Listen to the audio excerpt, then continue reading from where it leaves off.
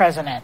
But I don't believe, I mean, maybe I'm in the minority with liberals on this. I don't believe that this country will vote for her because of two things. Number one, she believes in Medicare for all without private insurance. And I've said before, Americans don't like you to take anything away from them. We like having that. And she's put that out there. She needs to take that out and say, well, you can have it if you want, as an option. Give Americans the choice. And number two, they must counteract Trump's lie that Democrats want open borders. Democrats want legal immigration. They want people to come in legally, the way we've done since this country began, starting with the Dutch, okay?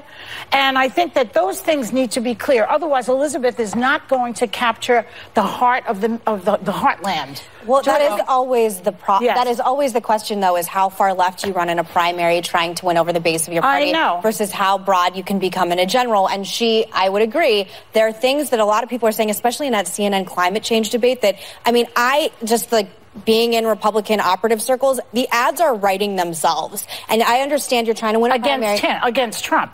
No, again, like Trump's ads are writing themselves. But when I watch some of these things, when you're holding your hands up saying, I believe all illegal immigrants, undocumented immigrants should have health care, and we don't care about that. There are ads that will hit the base of America that will be quite effective. Even if there is a reason for that. But I understand. I get hit for saying you have to think about a general election. I understand that, like, a primary voter who's, a far progressive won't like that. But at a certain point, you're going to be running for all of America, not just the squad. Well, I also think that, if you look at some of the polls, I don't even know why I'm saying that, because I don't really believe in the polls anymore. But if you look at some of the polls, Senator Kamala Harris is actually the person of color polling highest among Democratic voters at 7%, polling higher than Cory Booker, polling higher than Andrew Yang. And I think that you can, not high, person of color. Oh, I'm sorry. But I also think that you cannot discount the African-American female voter when it comes to the Democratic primary. You cannot, because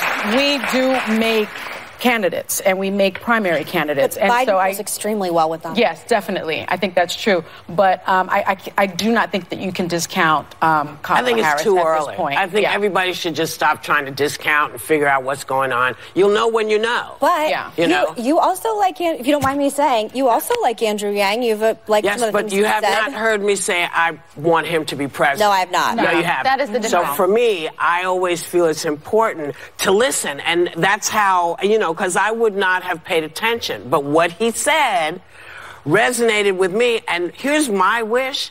I wish the party would say, you know what? Here are 5 great ideas from 5 different candidates. This is how we think we can help America win again. That's what I want. I don't want to hear you coming down on this one. He's too old, he's too white, she's too big, he's too fat. I want to hear any of that. I want you to tell me how you're going to return me to having a little money in my pocket for working 9,000 hours a day. I want you to tell me how you're going to help my family move, even if it's just this way. How are you going to help me move forward? Because all this other stuff is a lot of to me. It's like, I don't hear it. What are you going to do for me as an American? That's what I want. There is a lot of echo chamber stuff. That's what I want. I think that's what most Americans want. I think so, too.